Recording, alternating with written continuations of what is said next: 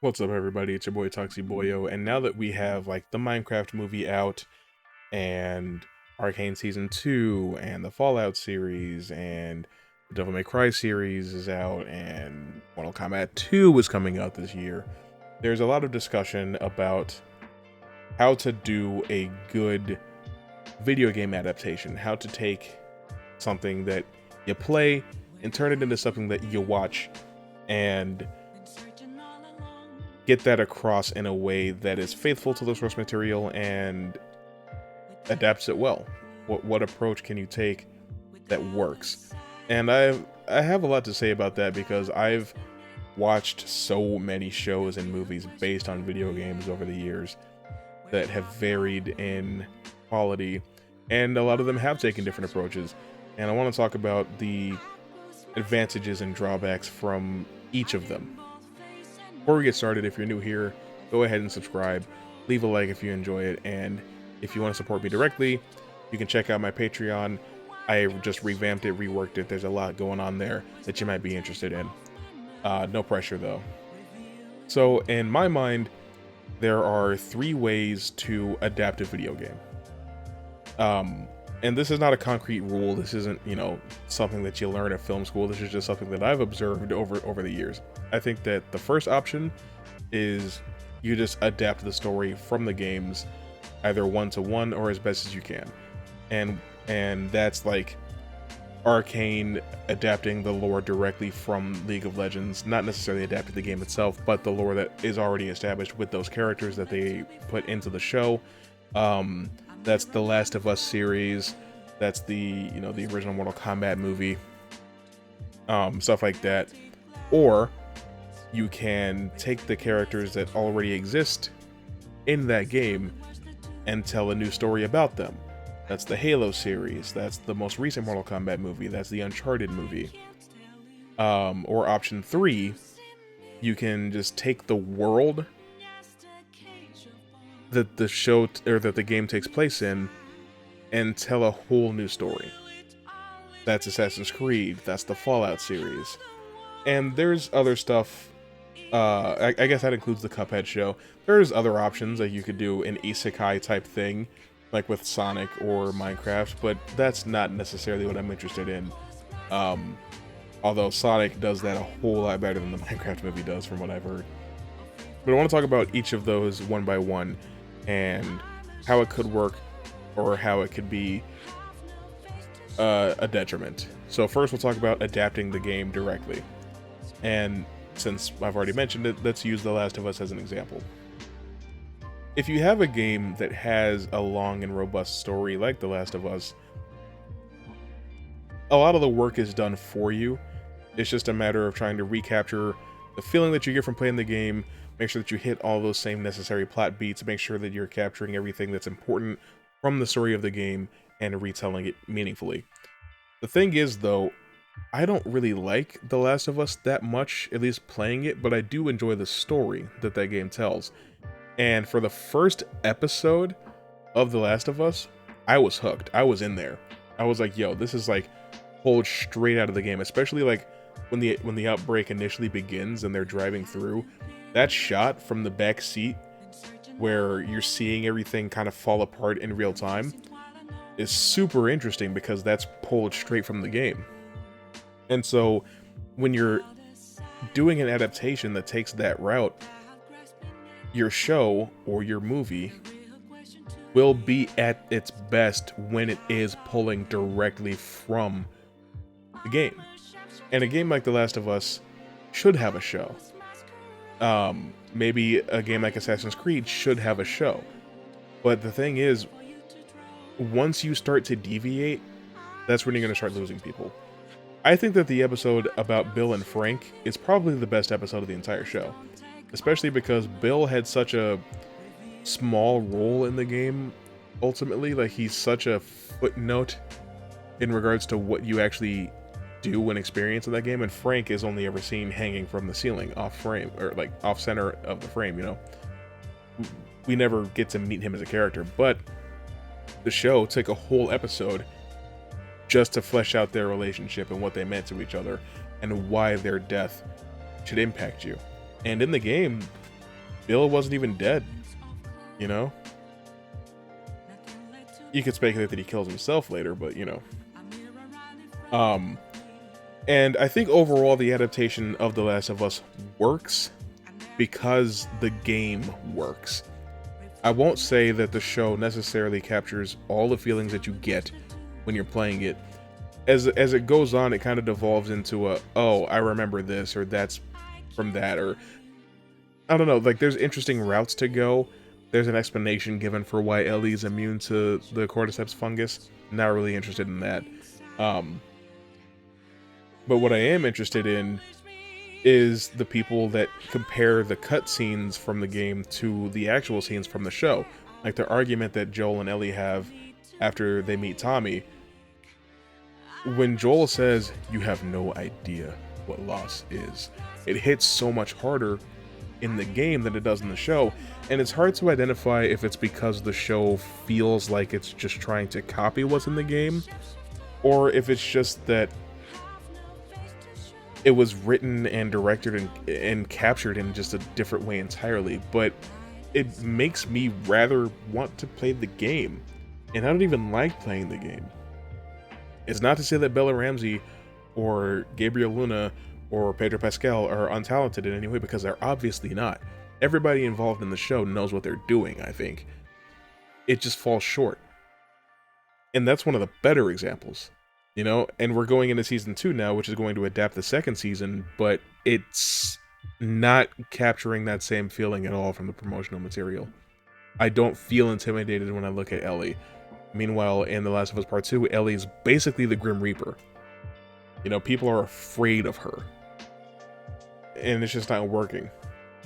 And on the other end of that spectrum, still about zombies, you have something like Resident Evil Welcome to Raccoon City, where it's like it tries to adapt the direct events of the first and second game, but they immediately start juggling things around, where they make the first and second game take place at the same time, when in reality the second and third one are the ones that take place at roughly the same time.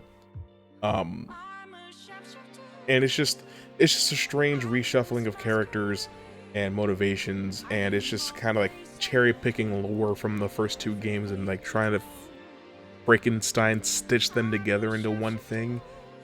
Like, there's no reason for Claire to be looking for Chris right now, but she is. And it's so strange because, like, you have to work so hard to get the Spencer Mansion and the RPD to connect like that, but it's what they went for, and if you ask me, it fell completely on its face. So I'm of the opinion that directly adapting the story from the games probably the worst approach that you can take. But the next approach, taking the characters from the story and telling a brand new one with them, or the characters from the game and telling a brand new story with them, that's something that has seemed to find more success. And we'll start by talking about the Uncharted film. That movie kind of serves as an origin for Nathan Drake, which isn't particularly necessary. For a lot of people that have played the games, we already know what Nathan's origin is. We know how he took the name Drake. We know why he's into adventuring and treasure hunting. We know how he and Sully met and built their relationship. All of that is established in Uncharted 3 and 4. I don't care necessarily about his first heist, the first thing he does on his adventures. I don't care about the first piece of treasure that he steals. None of that is important to me. What is important to me is the fact that it happened. You know, that's the only thing that's interesting about his first mission. Do you really want to see the first missions or the first mission that Sam Fisher ever ran in the Splinter Cell movie? That's not important. But you can take something like the Uncharted fan film starring Nathan Fillion, which captures the energy of Nathan Drake exponentially better. And it's, 10% the length of that movie. And it's weird because it's not necessarily that I don't enjoy the Uncharted film. It's a perfectly fine adventure movie, I guess. But It's called Uncharted, so you have to judge it a little bit differently. At no point did I ever feel like I was looking at Nathan Drake and Victor Sullivan. It just never did that for me. I never felt like I was looking at Chloe Fraser. But I don't know. Maybe the second movie can rectify that in some sort of way. It's just weird having baby Nathan Drake. Nobody's really interested in baby Nathan Drake. And also, Tom Holland's extraordinarily busy, so I don't know when they're going to get around to making that second movie. But he's going to be in his 30s by the time that they do. So, are we still going to be looking at, like, 19, 20-year-old Nathan Drake? I don't know. Doesn't really seem like the way to go for me. And again, this is one of the more successful iterations of that approach to video game adaptation. You could also talk about the Halo series, which, full transparency, I have not personally watched a full episode of, but I do understand that a lot of people are very frustrated with that show because it's a complete betrayal of Halo. Why is John taking his helmet off every 5 seconds? Does he ever wear the helmet? It's a strange sensation because the people behind the show are like, oh, well, he needs to take the mask off so that you can, see his emotions. You can see what he's feeling. Body acting is a perfectly acceptable approach to fixing that problem. But to talk about something that I have seen, let's do the Mortal Kombat movie from 2021. On one hand, I respect them not just reiterating the first Mortal Kombat tournament because it's a tournament that we've seen many, many, many times by this point. We don't need another retelling of it. There's like 4 or 5 different versions of it out there for you to read, watch, and or play. But instead, they went this strange route where rather than retelling the events of the first tournament, this takes place before the first tournament. And in doing so, they have to come up with this reason for characters having powers when it never mattered before. Nobody ever cared about why Katana could blow you up with a kiss. Nobody cared about why Kano could shoot a laser out of his... He just could. They just could do these things. But it's a strange story that has nothing to do with Mortal Kombat, the tournament, right? Because Shang Tsung is trying to get an edge, so he sends all of his warriors into Earthrealm to start snuffing out the competition, which you would think the Elder Gods would have something to say about, because if you could do that, why didn't they do it at any point over the last 950 years that Earthrealm's been kicking out World's ass? That seems like a pretty big loophole. Raiden should have had something to say about that. The Elder Gods should have stepped in at some point. But it's also like this super, highly extra sophisticated, complicated way to go about telling a story about Scorpion and Sub-Zero's feud with each other, which is also overplayed by now. Anyone that's really well, my gosh, anybody that's really well versed in Mortal Kombat lore knows that by the end of it, Scorpion and Sub-Zero weren't really enemies anymore. But it's well, this hasn't happened yet, so we have to get to it. It's just weird because all of it serves to maybe set up Noob Saibot in the next movie, but as things currently are, Outworld doesn't have any warriors for their tournament. Cabal got killed, Natara got killed, Melina got killed. Isn't it strange that Melina shows up before Katana? I don't know what that really means, but even Kung Lao is dead, which I'm sick of. Why does Kung Lao keep dying? But whatever, I guess there's nothing I can do about that. It's just it's such an odd way to go about it, especially because none of it makes any sense. And a lot of it centers on the main character, because it's there already is a main character. There is a protagonist in Mortal Kombat. His name's Liu Kang, but for some reason in this movie he's a side character. He's pretty much sidelined for the entire thing. He just teaches them how to use their powers once they get them. But if you wanted your modern day connection to the Shirai Ryu, that's totally fine. Takeda Takahashi exists. You could use him. but then that would require explaining things that are relevant to the Mortal Kombat lore. We don't have time for that. So I would say that, you know, despite not thinking that the Uncharted movie or the Mortal Kombat movie are particularly good, I would say that one of them definitely does a better job at just telling an original story within that world, even though they are both technically doing that. And the third one, like I mentioned, just take the world that the game takes place in, tell a brand new story. I thought that Fallout was brilliant for doing that. Haven't finished the show personally, but the Assassin's Creed movie, that was probably the best thing that they could have done. The unfortunate thing was that the story that they chose to tell was needlessly complicated and just not interesting in the slightest. The same thing could be said about Warcraft. And it's really strange because, well, to me, on the surface, it seems like that's probably the best thing you could do. Like, it's probably what the Street Fighter movie should do. It's what, I don't know, it seems like the thing that maybe even the Ghost of Tsushima movie should do. It's the best way to respect the source material by just taking inspiration from its setting and its world rather than trying to adapt it specifically. And there's not a whole lot really to be said because it's hard to compare something like that to the games that it's based on because it is different in most of its identity. But I feel like that's what gives people the most creative freedom. And in a way, you could say that that's what the Sonic the Hedgehog movies are. And to me, I really appreciate that because while it is still the characters from the games, these are brand new stories.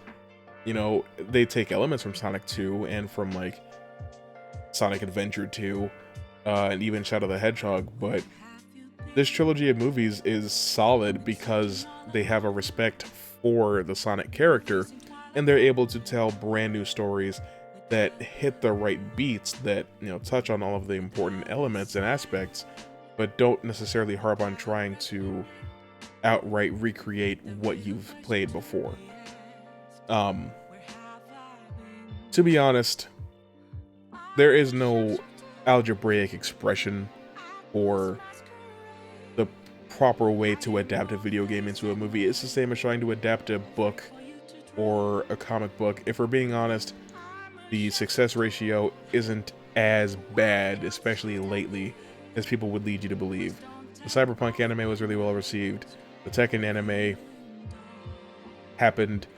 People liked the Tomb Raider series. The Devil May Cry series, despite getting a lot of scrutiny, is doing well. Season 2 just got confirmed, and it's only been, 5 days, I think, since the season came out, so it's hard to say necessarily what makes an adaptation good or not. Like the Mario movie, is that really a good adaptation of the Mario games? No. But is it an entertaining movie? Sure. I think at the end of the day, that's the most important aspect, is just try to make a thing that's entertaining, I guess. It's hard to say what the right answer is, because it's either going to sell or it's not. It's either going to work or it's not. And at the end of the day, I guess I just kind of wasted 20 minutes of your time, because nothing that I've said in this video really matters too much, because studios, especially Warner Brothers, are going to continue doing what they want to do. I mean, hell, the Legend of Zelda movie is coming out. There's a Mega Man movie coming out, but the Legend of Zelda movie is coming out in 2 years. What the hell could that even be? I find that one to be the most interesting upcoming video game adaptation, because it's a live-action movie, which is already, that's a big risk. Because, we're going to be relying on, really intricate props. If we get a real filmmaker on this, you get somebody like Guillermo del Toro, or Denis Villeneuve, I think we'll have something. I think that we'll really have something interesting. I'm expecting intricate costumes. I'm expecting, really good CGI on, I don't know, if we've got moblins and bokoblins in this, I don't even know what kind of enemies we can expect. Is it going to be Tektites? Is it going to be legs? Is it going to be gels, dark nuts? I don't know. Stalfos? It's exciting because it could be anything. It could be any of the three. We could directly adapt Ocarina of Time or Breath of the Wild. This is more recent. Or Link to the Past, since it's such a classic. We could tell a brand new version of the story with Link because Link is a character that gets reincarnated every so often. And some Links aren't even really Link, like Wind Waker. It's just a kid going on an adventure. You could do that, or we could just tell a brand new story within Legend of Zelda. We could tell a story strictly about Zelda. That could be interesting. That could be more interesting depending on how you want to do it. Which Zelda are we looking at here, you know? Personally, I will say something controversial.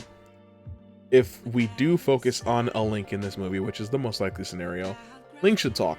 I think Link should talk in this movie if he's in it. That's just, look, hey, don't shoot the messenger. I just got a call for like a second and a half. My heart dropped for a second. Anyway, I guess that's all I've really got to say about that.